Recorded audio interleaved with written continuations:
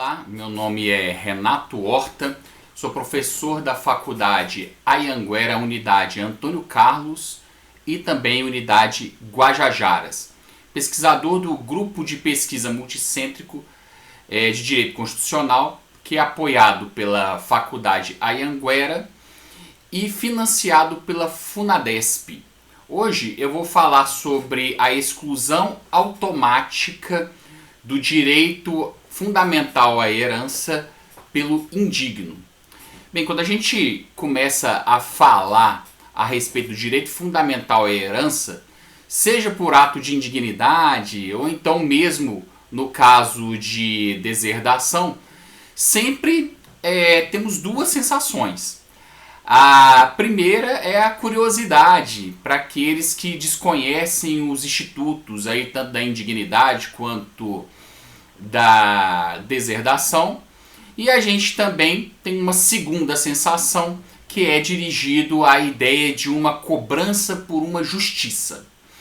Para os curiosos, eu já advirto que a possibilidade de exclusão do indigno aqui, ou por práticas consideradas indignas, ela sempre existiu no Brasil. Nós tivemos as ordenações filipinas aplicadas aqui na época do Brasil colônia, onde havia previsão. Nós tivemos também a presença da regulamentação na consolidação das leis civis, isso aí na época do Brasil Império. Nós tivemos também no Código Civil a presença da regulamentação do Código Civil de 1916, durante a Primeira República, que foi até 2002. Nós temos presentes também no Código Civil de 2002, que foi criado aí sobre a égide da nossa Constituição, ou melhor, publicado na égide da nossa Constituição de 1988. E desde já também é bom a gente ter em mente que foi justamente com essa Constituição de 1988 que o direito à herança ele alçou o status de direito fundamental. Um direito fundamental, concedendo, claro, assim, um maior destaque para essa matéria. Também é importante trazer desde já que, apesar de se tratar de um direito fundamental, não existe no nosso país, aqui, direito absoluto, né? O STF já cansou de manifestar a respeito desse tema que não existe um direito absoluto em nosso país, mesmo que se trate de direitos fundamentais, como é o caso do direito à herança. Mas voltando aqui para a ideia da exclusão do indigno, muita coisa mudou entre o período do Brasil colônia até os dias atuais, ou até ontem, vamos dizer assim. Mas quanto à questão da exclusão do indigno, até ontem pouca coisa tinha mudado com relação a esse tema, quando a gente trata aqui a respeito do instituto, de forma geral aqui do indigno. E aí a gente pode dizer aqui que sempre, até então, até outro dia, vamos dizer assim, sempre restou reservado uma independência entre as instâncias civis e criminais quando a gente trabalha esse tema. O Instituto também ele sempre esteve à disposição dos herdeiros ou legatários aqui, até que veio uma alteração legislativa em 2017, então não tem tanto tempo assim, até em 2017, onde atribuiu legitimidade excepcional aqui para o Ministério Público em apenas uma determinada possibilidade de exclusão do indigno.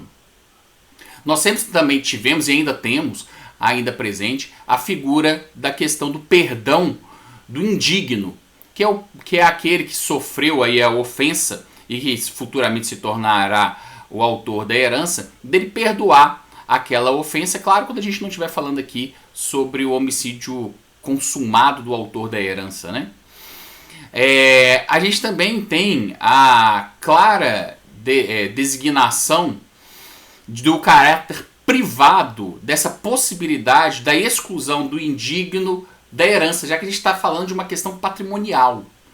E também a possibilidade do exame direcionado à exclusão do indigno para um momento posterior ao falecimento do autor da herança, ou pelo menos assim era.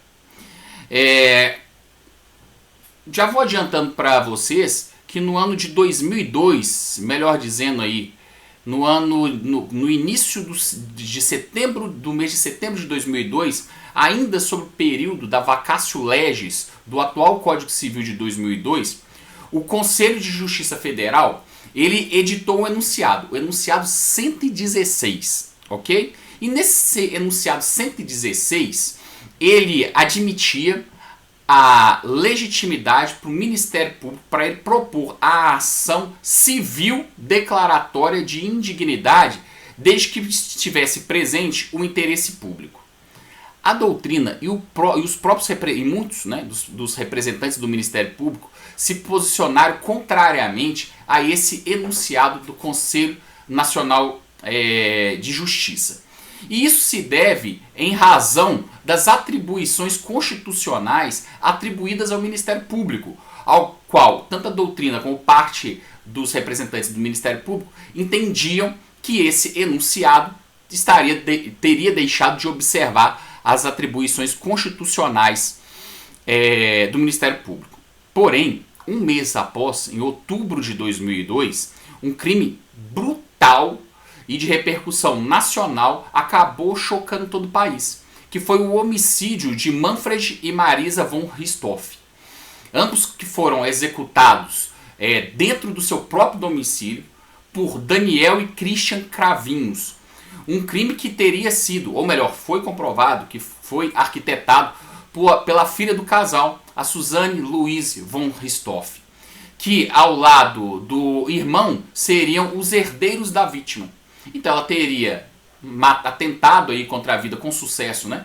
Contra a vida de seus pais, arquitetando aqui um plano para a morte deles, e ela, com o resultado morte, acabaria se beneficiando patrimonialmente da herança deixada por seus pais, assim como o seu irmão, que não tem nada a ver com o crime, mas assim como o seu irmão, seriam aqui os herdeiros necessários dos pais assassinados, né? Diante desse episódio traumático que durante muitos anos esteve aí junto à mídia, muitos passaram a indagar se Andreas, que é o irmão de Suzane e também herdeiro, né, irmão aqui bilateral de Suzane, filho das vítimas, aqui, se ele iria ingressar, se ele iria distribuir, né, a ação declaratória de exclusão de indignidade. Ele era menor na época, né, contra sua irmã aqui. E em razão disso, alguns, e até mesmo o Ministério Público, dizia que, caso ele não o fizesse, o próprio Ministério Público iria ingressar com ação civil declaratória para exclusão do indigno. O tempo foi passando e em virtude desse retardo na distribuição dessa ação, aqui pelo tutor do irmão de Suzane, propostas legislativas foram apresentadas, ainda, né, sobre aquele ânimos ali, sobre aquela influência de todo daquela cobertura midiática que se deu em razão desse crime brutal aí contra ascendentes. Foram propostas alguns projetos de lei. E aí eu venho trazer destaque aqui para dois deles. O projeto de lei número 168 de 2006 e o projeto de lei número 9 de 2017.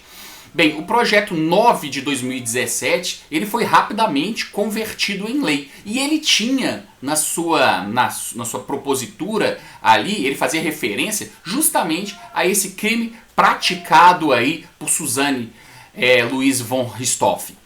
E aí a questão toda era garantir uma legitimidade ao Ministério Público para que ele pudesse ingressar com essa ação de exclusão do indigno em casos de tentativa ou homicídio consumado aqui do autor da herança, seus descendentes, ascendentes e cônjuge, que está justamente no inciso 1 do artigo 1814.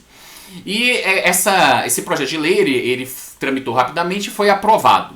Bem, o outro projeto de lei que eu falei para vocês aqui, o projeto de lei número 168 de 2006, esse permaneceu adormecido durante vários anos, aqui quase 20 anos, né, no nosso Congresso Nacional, até que ele veio a se converter em lei. E aí logo no dia 30 de agosto de 2023 foi editada a Lei 14.661, que trata a respeito da possibilidade da exclusão automática do indigno, desde que ela venha a ser deferida em uma sentença penal condenatória transitada em julgado. Então a gente acabaria aí, ou pelo menos iria relativizar, né, as instâncias civis e criminais que tratam a respeito do tema, quando for possível aí verificar a ocorrência do crime, seja ele de homicídio, ou então quando a gente estiver falando aqui de um crime contra a honra, que aí já está no inciso 2º do artigo 1814, ou, no caso do homicídio, no inciso 1º do artigo 1814, ambos do Código Civil. E veja,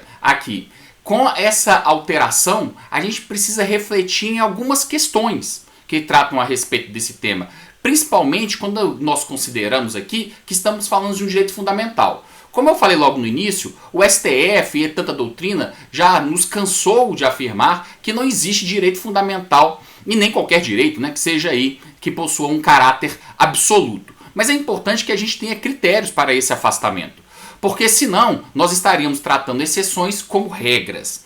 E eu quando trato desse tema, eu costumo dar aqui os créditos ao professor José Adércio, da PUC Minas, que tem uma obra espetacular que trata a respeito dos direitos fundamentais. E nessa obra ele estabelece alguns critérios comparando aqui a doutrina, a jurisprudência e a legislação, tanto portuguesa quanto alemã, que trata a respeito dos critérios, tanto formais quanto materiais, para que possa ser, então, afastado ou relativizado direitos fundamentais. E aí, quanto à questão dos critérios formais, apresentado pelo professor José Adércio, esses critérios seriam aqueles relativos à reserva de lei, a questão das legislações abstratas, a questão de ser uma norma de caráter geral, que ela tem que ser clara, ela não pode retroagir. Tudo isso que a gente encontra dentro a respeito, né, de qualquer legislação que venha a tratar aqui sobre restrições de direitos. E quanto ao conteúdo aqui material, a gente está aí circunscrito a questão da proibição do excesso, a intangibilidade aqui do conteúdo essencial, para que não seja descartado completamente aqui a essência daquele direito fundamental que possa estar sendo afastado em um caso concreto. E aí, dentro dessas possibilidades trazidas pelo professor José Adércio, eu compreendo que a legislação que trouxe essa possibilidade da exclusão automática do indigno, até que ela não fere esses requisitos. Porém, ela acaba abrindo uma possibilidade de afastar um direito fundamental numa via tangente. Qual seja, ela trabalha a questão dos efeitos secundários de uma sentença penal condenatória. E, aliás, os efeitos extrapenais secundários de uma sentença penal condenatória. Veja que, a meu ver, colocar o direito fundamental como algo secundário, como algo decorrente, não me parece o mais apropriado, já que tratando de um direito fundamental, ainda que ele possa ser afastado, deve-se dar a ele a relevância que o Estado constitucional o atribuiu. Então nada melhor do que ele continuar sendo o objeto central de uma ação, como no caso até então era, de uma ação declaratória civil de ilegitimidade. Uma outra questão que a gente precisa trabalhar aqui é quanto a esses efeitos. Se seriam efeitos extrapenais secundários específicos ou gerais. Porque se nós trabalharmos com a possibilidade de ser geral, aqui o que eu acredito que não é o caso, mas se nós trabalharmos aqui com a possibilidade de ser um efeito geral, ele nem careceria de fundamentação. Então nós estaríamos afastando um direito fundamental sem sequer ser exigido a fundamentação para tanto, sendo uma decorrência lógica. A meu ver, se assim caminharmos, estaríamos caminhando mal, mais uma vez tratando-se de um direito fundamental que tem um destaque dentro do ordenamento jurídico, ainda que possa ser afastado, né? E aí veja, dentro dessa concepção, entendo eu que esses efeitos penais condenatórios, que esses efeitos extrapenais condenatórios, eles seriam de caráter específico, cumprindo a norma do jeito que ela foi proposta. Seria de caráter específico, exigindo do magistrado aqui a observação e fundamentação no caso concreto, para que possa ser então, apresentada essa exclusão do indigno por razão do cometimento de um crime, seja ele homicídio, seja ele aí de um crime relacionado à honra. Uma questão também que temos que levar em consideração, que essa lei vem trazer, é uma maior complexidade ao processo penal. Porque muitos de nós poderíamos facilmente ser iludidos e imaginarmos o seguinte: olha, imagine que exista uma sentença penal condenatória. E aí, depois da pessoa condenada criminalmente, a gente ainda iria discutir essa indignidade nocível. Não me parece algo que seria lógico discutir duas vezes a mesma coisa. Bem, nós não estamos discutindo ou levando a julgamento duas coisas iguais. Uma se relaciona ao crime praticado ou ao eventual crime praticado. Outra se relaciona a ocorrido o crime se aquele ato é considerado indigno e se essa indignidade é suficiente a excluir essa pessoa do seu direito fundamental. O direito fundamental é a herança. Mas, se todos esses cenários forem colocados a cargo do juiz criminal decidir sobre isso, certamente vamos deixar aqui o processo criminal mais complexo. E a gente tem que compreender que, aumentando a complexidade do processo criminal, nós iríamos correr o risco maior da possibilidade da ocorrência do fenômeno da prescrição, de uma pretensão punitiva retroativa. Ou seja, ainda que condenado, aquela condenação não poder ser executada pelo Estado. E aí nós alcançaríamos duas impunidades, tanto na esfera civil quanto também na esfera criminal. Uma questão também que a gente deve levar em consideração é com relação aos crimes de homicídio tentado ou consumado, aonde a competência para o julgamento se dá pelo tribunal do júri. E aí, bem, o júri, se ele estiver ocorrendo uma segunda condenação pelo tribunal do júri, ainda que contrária àquela decisão, as provas contidas nos autos, essa sentença ela se torna irrecorrível.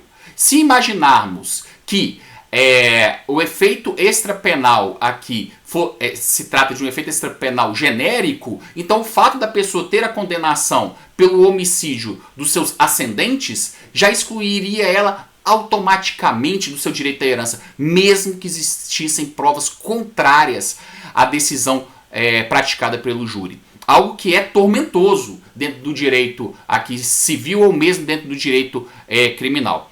Essas questões que eu hoje trouxe para vocês são questões aí que a doutrina ainda vai se debruçar sobre o tema para investigar a respeito dele, e eu convido você também aos estudos, e caso tenha algo a respeito, entre em contato. Vou deixar o meu contato aqui embaixo, onde vocês vão me localizar e podem enviar qualquer dúvida. Estou à disposição, um forte abraço, até mais, tchau!